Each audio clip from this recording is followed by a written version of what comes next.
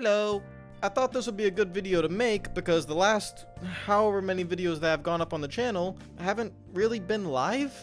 Like, I've been gone for a while. The last video I recorded, I think, was on Monday of like 10 days ago, maybe 11 days ago, Sunday, I can't really remember. How are you guys doing? This is gonna be like a catch-up video. I'm probably titling it I'm Back or something, even though I've been uploading and stuff like that. And you guys have been enjoying the videos.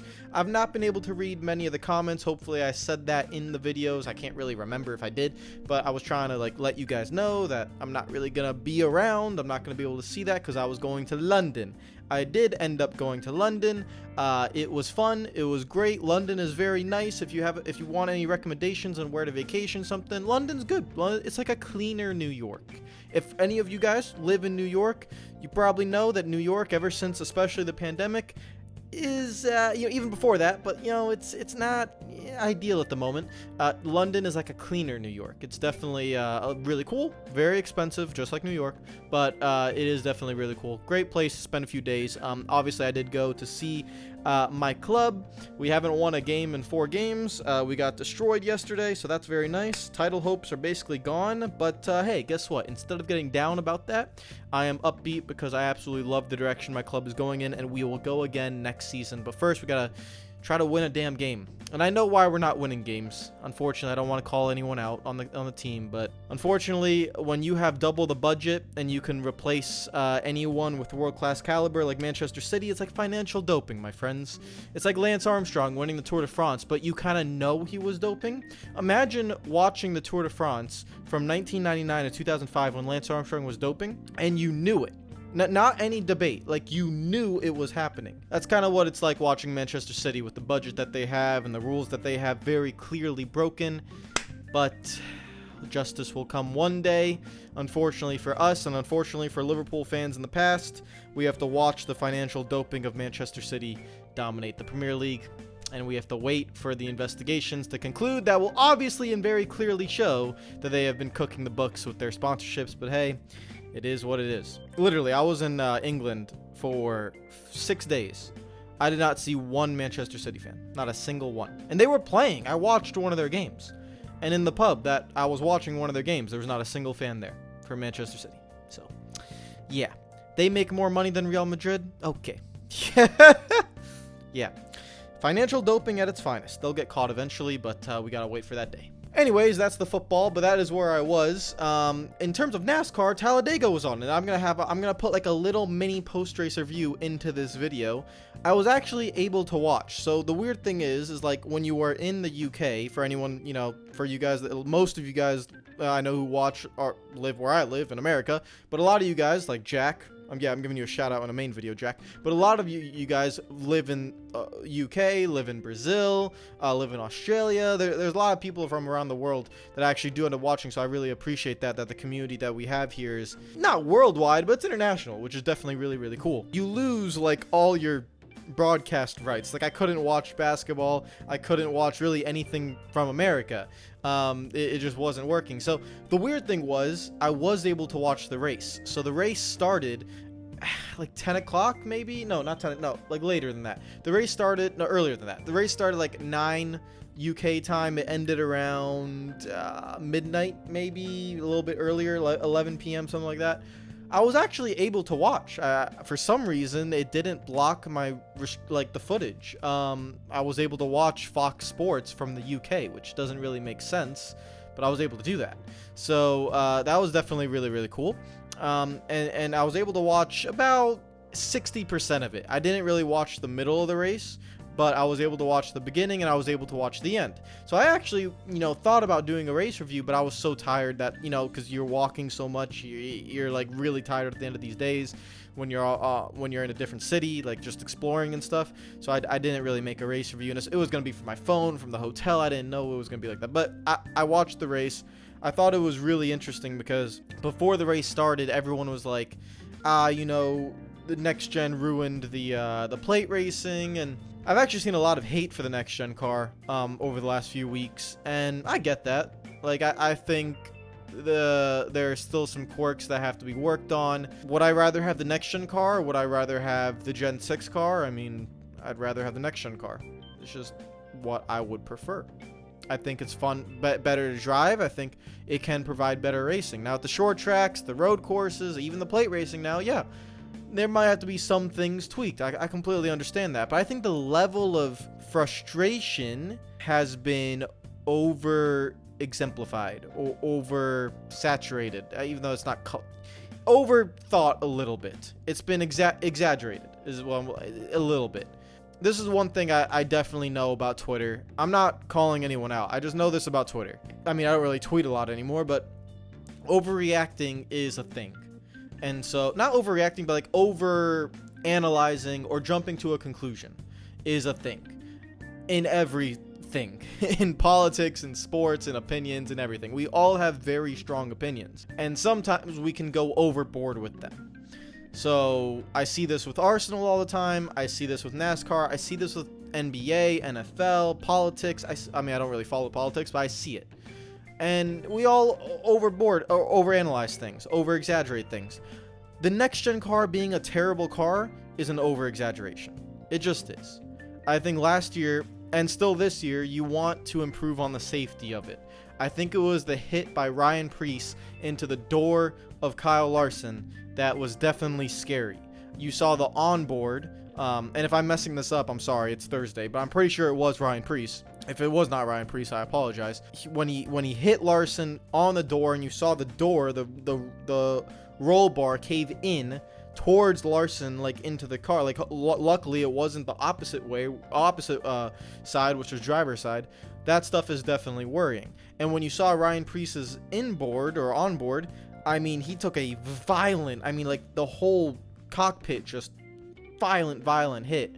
And so you want to kind of see if you can find a way to get the next gen car to be, I don't know if you want to say softer, but it's definitely like the hits that drivers take in this car is definitely stronger, more powerful. It's more hurtful. Definitely not as safe. 100% agree with that. That we knew that last year, and I think NASCAR still has to continue to work on that. But even NASCAR themselves knew, like they kind of said, like safety wasn't the number one priority on this car because it was the number one priority on the car tomorrow, which led to Gen 5, which led to Gen 6, and that car was extremely safe. So they kind of really wanted to focus on the racing. Now the racing has been, you know, they're still working on it with the short track package and stuff like that.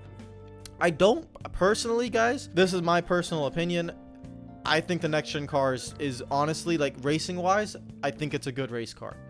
I just think you need to add horsepower to it. And the reason why I haven't been saying that is because NASCAR never wants to do that, because they want to attract another manufacturer, another original OEM. That's what they want to do. A Dodge, a Honda, something like that, right? That's their goal. And they believe that increasing horsepower will not bring them to that goal. But increasing the horsepower will provide better racing. That's just the nature of it. It will. I think the car itself, especially now in the short track package, with the lack of downforce that it has, I think you can definitely get that car with the more horsepower to run really, really well. What I'm seeing online is just a lot of hate towards the car itself.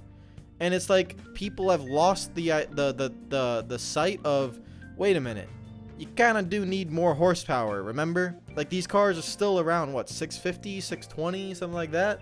Tapered spacer still on there. You definitely need the car to have more horsepower in it. Now for restrictor plates, it's different, right? For restrictor plates, the racing's a little bit different. The drivers have given explanations for that. The car is a lot more symmetrical and stuff like this, the way it plays with the air. The side draft isn't as strong, which is something a few years ago I talked about. I actually said I wanted less side force in the cars for less side drafting because I thought it would actually provide better racing. Now on the ovals, that has been true, like intermediate racing, but on the plate racing it's changed a little bit because in a weird way it's kind of eliminated the third lane. You don't see a train on the top lane anymore because with the lack of side force, the air that you can compress by the wall, you were able to create the train. And now with that lack of side force with this new car, we don't see the train anymore on the top. The difference is the third lane doesn't really show up. However, in the last 50 laps of that race at Talladega, you did see that third lane show up. Now, yes, it would die out, but you saw that with the right pushing and the right guys up there and the right momentum, that you could get the top lane working, and we had some solid 3-wide racing. And overall, the last 50 laps of that race, before the final wrecks and all that stuff caused the normal overtime crap that we usually see at plate racing, I thought that racing was really, really good. You saw pushing, you saw aggressiveness, you had to push, you had to be aggressive, but there was a fine line to it, there was a skill to it, there was a balance to it, and you could actually use that top lane and try to get to the front. Can it be improved? Yeah, I think so, but was it bad? I don't think so. I think when I saw Jeff Gluck's poll, it was around a 65% when I checked. I think it's better than that. I think, yes, the early part of the race, it's too wide. You can't really go anywhere because I guess the side draft isn't as powerful, which I didn't think about. I thought less side draft would be better, but apparently side drafting helps, I don't know. Personally, to me, it's not as bad as people make it out to be. That's just my personal opinion, but let me know what you guys think down in the comments down below, because what I saw was a lot of people not happy with the car and stuff, and I don't know. The Xfinity race had a ton of wrecks, and everyone loves that car, but I think people are getting a little bit too picky. The last 50 laps of that race, I really enjoyed.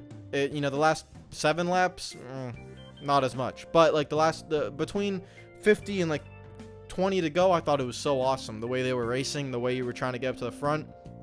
I would like the drivers to make a few more moves and stuff like that, but I thought the racing was really, really good. And back to my original point, I just think the overreaction by a lot of the fans is just not necessary. Like, I don't think the product is really a main issue. Guys, 2015 was not too long ago. 2016, 2017, 2018, 2019. That car was dog water, okay? 550 horsepower, 400 horsepower, plate racing at ovals. This was not too long ago. That was horrible. And what we have now is better than that. So I think just put some perspective into it that it's not that far off. Does the car need some tweaks? Yeah. Does NASCAR know that? Yeah. Do the drivers, are they more talkative about it? Yeah. So let's see what happens. Would I love more horsepower in the car? Yes. We've seen Doug Yates come out and say that if they wanted to add more horsepower, now would be the time to do it, but it actually wouldn't take that much effort to do. To add, maybe not 1,000, but if you wanted to put 750 in there, you could actually do it with a few tweaks here and there on the tapered spacer, and you could add more horsepower. So it's not like it's some crazy tweaks that need to be done, and NASCAR is still working on the road course and the short track package just to see if they can find a way to make track position not matter as much. But track position will always matter. It's not like you're going to be able to make... If you want track position to not matter, make it a full spec series where everyone drives the same car, and track position will still matter at that point because you still have dirty air. So, like, they're working on it, but I don't think it's the end of the world. When we saw Chase Elliott come back, the ratings, the last 2 races, have been basically flat. I think Talladega was a little, like, slightly up, but basically flat. That's your answer, and I think everyone knows it. Promote your damn drivers. Promote your damn drivers. And I've said that all year, and I'm going to keep saying it. Chase Elliott has provided us a little bit of proof. And I have proof on myself on my own because I know how it feels. I get it. Like, I completely understand. 2016, the first year Jeff Gordon's retired and he's not racing. I don't remember SHIT from that season. I remember nothing. Do you know why? I didn't watch. I didn't watch most of 2016. Because I couldn't. Because I didn't know what to do when my favorite driver that got me into the sport, that's been there the whole time, was gone. I didn't know what to do. And I didn't watch. So if you know that Chase Elliott, your favorite driver, is not racing for 6 weeks, you're going to go do something else on your Sunday. It just is what it is. You're not going to watch the Detroit Pistons versus the Houston Rockets on a random Sunday night. There's a reason why that game is $5 to get into on the regular season. We watch for our favorite teams. We watch for our favorite drivers. We watch for storylines. And if our favorite team or our favorite driver is not racing or playing in a certain game, then you're less likely to watch. Am I going to watch Brentford versus Brighton in the Premier League? I might if I have time, but am I going to make time for that? No. Am I going to watch Arsenal versus Chelsea? Yeah, because Arsenal are involved. So if Chase Elliott's not racing for 6 weeks, it's very obvious that as fans, a lot of Chase Elliott fans are linked to him, and they're not going to watch. And a few 100,000 people definitely did not watch over the last few weeks, because as soon as he's back, the ratings come back up to kind of like a flat area. So promote your drivers. It's definitely the number one thing that Formula One has been doing, that Formula One is relying on, that Lando Norris can run 15th in a crap McLaren, but all the fans are going to watch for Lando Norris and follow his radio and all that stuff because they like Lando Norris as a personality, as a driver, as a human being. Drivers have to do that themselves.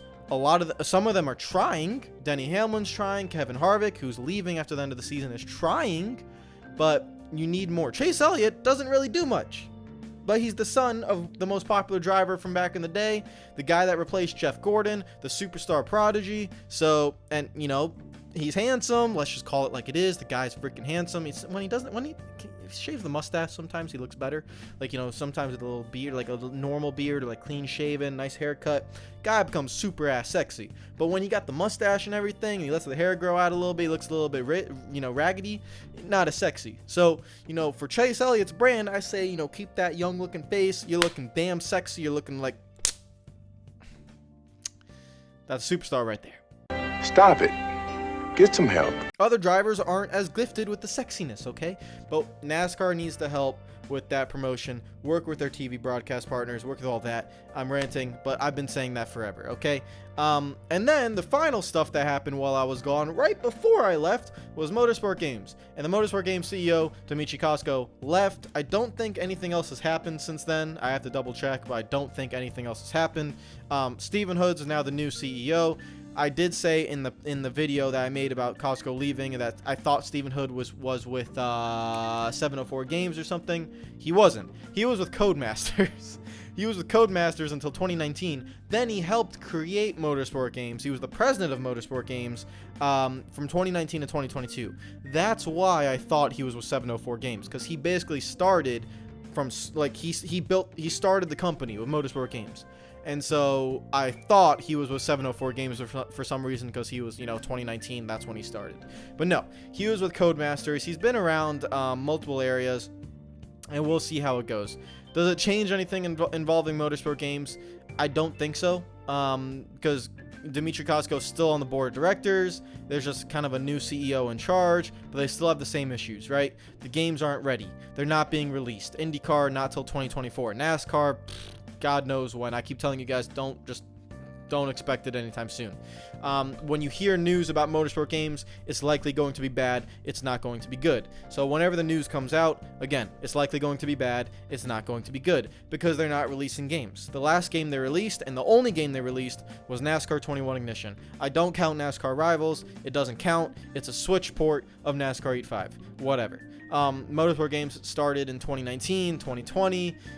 We are in 2023. They've released one game, which completely flopped. We're going to go through all of 2023, and there's not going to be another game released. They are burning through cash. They have the NASCAR license and the IndyCar license, but will the company survive through 2023? That picture has still not changed. It's still confusion, uncertainty, and we will see how it goes. They've absolutely destroyed me in terms of my content on this channel, so I felt the effect directly or indirectly, I guess you want to say. So I'd hope they can make the games, but we will see like that. You're not going to have an iRacing or someone buy them out, mainly because they will just be sitting there waiting for the licenses so they don't have to buy Motorsport Games to then get the licenses. They don't want to spend that kind of money to do that. So that is why iRacing and I don't think you're not going to see EA go for them, but most likely iRacing, you're not going to see them go after Motorsport Games in terms of purchase, mainly because they're just going to wait for Motorsport Games to fold and then go get the license. I am 95% sure, guys, hypothetical situation, if the NASCAR and IndyCar license were ever up for grabs for whatever reason, they would be going to iRacing, not 2K, not EA, not Milestone. Milestone's actually, Milestone have Monster Energy Supercross. They made the Hot Wheels game. They actually have made some really solid games on the Unreal Engine. And Monster Energy Supercross has some flaws, but Hot Wheels was fantastic, reviewed fantastically. Milestone's a developer that actually probably could get into it as well, but I don't see them doing anything as well. But number one choice would definitely be iRacing. Will that happen? We'll see. Maybe during the summer there'll be... I mean, you just can't go through the process just burning cash like Motorsport Games are. Like, something has to change, so you will see how it goes. That is my I'm back video. Sorry for talking and ranting for 20-something minutes. Yeah, that's everything I think I missed. We'll be back to normal stuff tomorrow. We'll see. I have to see what's going on, what the plan is. I don't really know what the plan is right now. I just got back, so hopefully you guys have enjoyed the videos that have gone up. There are a lot of videos up there that I really enjoyed making, so hopefully you guys did as well. Take care of yourselves. Enjoy the rest of your day. Follow me on Twitter and Instagram if you're not already. Subscribe if you're new, and I will see you guys tomorrow. Peace out.